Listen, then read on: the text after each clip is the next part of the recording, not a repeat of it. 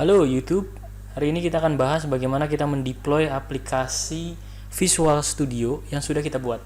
Jadi asumsinya kita sudah punya aplikasi nih ya, ini aplikasi kita nih, aplikasi kita sudah jalan baik, tidak ada bugs, sudah sesuai requirement, dan sudah memenuhi aspek-aspek testing, sudah kita lakukan unit testing.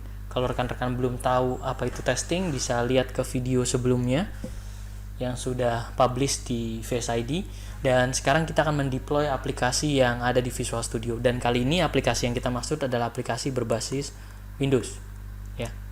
Oke, jadi aplikasi berbasis Windows, ada berapa pendekatan sih pada saat kita hendak mendistribusikan atau mendeploy aplikasi berbasis Windows. Pertama, kita bisa mendeploynya ke store ya, ke Windows Store seperti itu.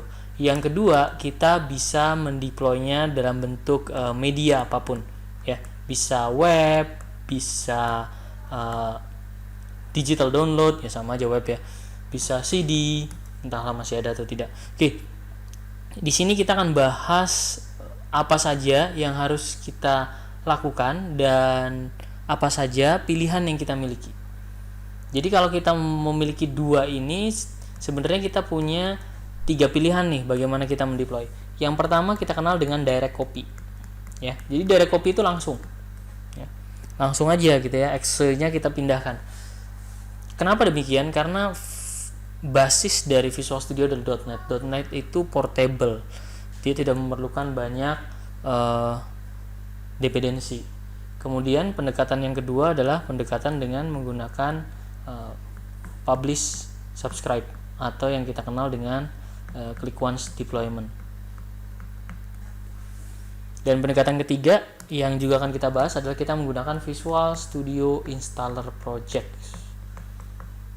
Jadi di sini kita punya 3 pilihan: direct copy, publish berbasis click once, dan Visual Studio Installer. Yuk kita coba demonya. Kita coba cara yang pertama, yaitu cara direct copy, atau banyak orang yang sebut dengan Xcopy karena tinggal disalin aja. Ini cocok kalau aplikasi kita itu aplikasi yang tidak membutuhkan banyak dependensi ya, tidak butuh misalnya SQL Server, tidak butuh aplikasi pihak ketiga, tidak butuh yang lain, cuma aplikasi kita saja. Contohnya aplikasi HelloWorld, nah itu cocok untuk Xcopy ya, walaupun nggak ada gunanya. Oke, caranya gimana Xcopy? Gampang sekali. Yang kita lakukan, pertama kita akan milih release di sini ya, kita ubah ke release ya. Kemudian kita build aplikasi kita, build ya, seperti itu. Lalu apa bedanya antara debug dan release? Kalau debug masih ada debug simbol, jadi seperti kode-kodenya itu ditune in untuk kita melakukan proses debugging. Apa itu proses debugging? Bisa lihat di sesi software testing pada deskripsi video ini.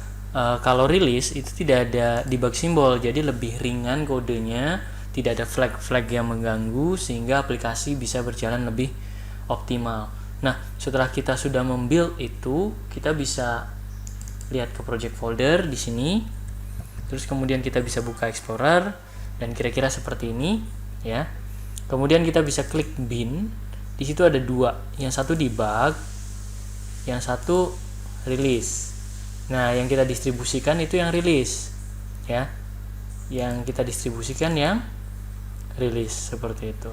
Cara mendistribusikannya bagaimana? Ya cukup copy paste saja ini dalam satu folder yang sama. Kalau rekan-rekan pengen lebih mudah, bisa menggunakan self executable kayak punyanya 7zip atau WinRAR atau yang lain, seperti itu. Nah, ini nih ya, create self executable archive gitu ya. Nanti dia bisa langsung .exe.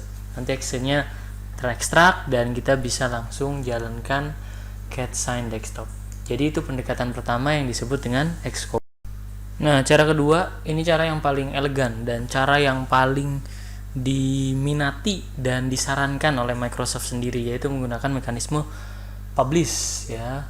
Caranya kita pilih aplikasi kita yang akan kita publish, yang akan kita distribusikan. Misalnya aplikasi kita adalah aplikasi desktop ya, maka yang akan kita publish adalah ini. Kemudian kita klik publish ya. Setelah itu kita pengen taruh publishnya, ditaruh di mana tuh. Karena ini aplikasi desktop ya, pasti di file kita dulu ya sebelum kita distribusikan ke FTP atau web atau LAN, kita klik publish, kemudian kita pilih dari CD atau DVD ya, seperti itu. Oke. Kemudian kita klik next. Apakah aplikasi ini akan mendukung update? Jadi ini yang menarik nih, kalau model publish atau yang dikenal juga dulunya dengan nama click once deployment itu mendukung proses cek update. Ya mirip Windows lah ya. Jadi Microsoft sudah menyediakan library untuk kita memudahkan aplikasi kita untuk mencek update seperti itu ya. Oke. Kemudian kita klik next dan kita klik finish.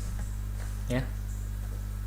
Semua dependensi terbawa. Jadi contohnya untuk cat design database gitu kan, itu karena bentuknya konten dia akan terbawa. Nah ini ya, ini aplikasinya, tinggal kita klik setupnya.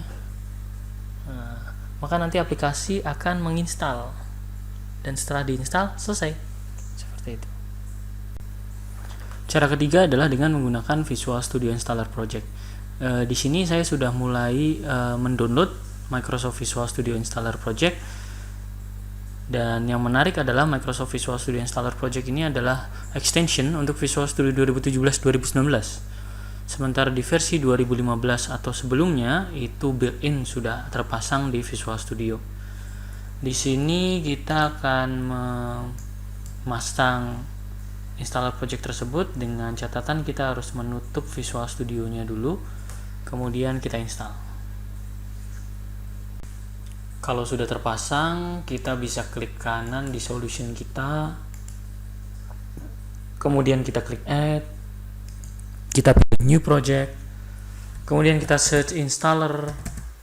Nanti di sini ada pilihan setup project, kita klik next, kita buat nama project kita, kemudian kita klik create,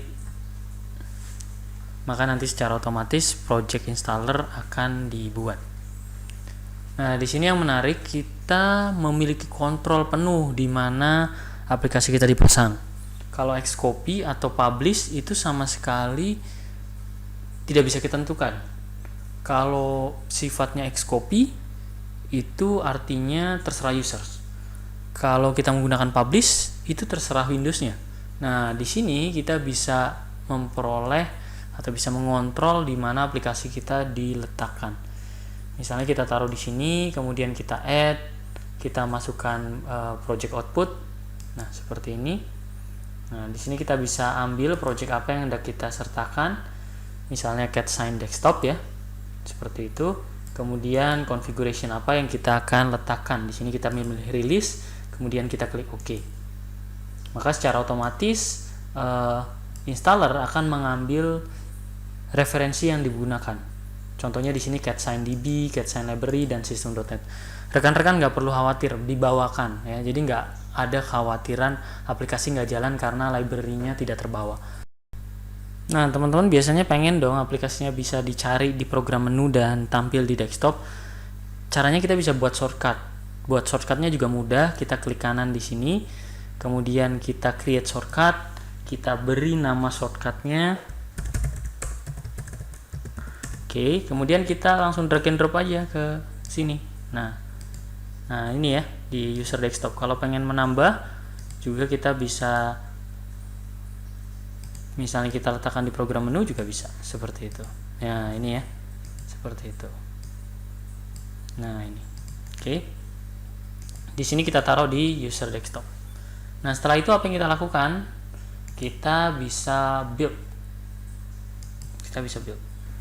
Oh iya, ini yang menarik. Kita juga bisa ngubah nih, misalnya autornya siapa, nama perusahaan ya.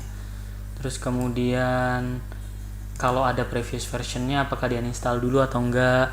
Kemudian kita bisa menambahkan support phone, support URL. Kalau kita buat installer yang baru, kita bisa mengetahui ini upgrade atau downgrade seperti itu. Ini yang menarik kalau menggunakan installer project seperti itu ya. Dan kita bisa lihat hasilnya ada di project tersendiri, CatSign setup. Nah, di sini kita punya di bagian release ya, seperti itu. Nah, ini tampilannya kira-kira seperti ini. Nah, jadi installer banget Ya, kalau kayak tadi kan kayak agak modern ya kalau yang basisnya click once, kalau ini installer banget. Jadi ada next next next, dan kita bisa ubah juga tentunya beberapa informasi di sini. Nah, kemudian kita klik next dan selesai. Ya, demikian sesi bagaimana kita mendistribusikan aplikasi kita, terutama aplikasi desktop ya, dengan 3 cara. Yang pertama kita bisa langsung Xcopy, kemudian kita bisa menggunakan click once, dan yang terakhir kita bisa menggunakan Windows installer. Tinggal pilih aja mana yang sesuai. Kalau kamu perlu kontrol banget, gunakan Windows installer.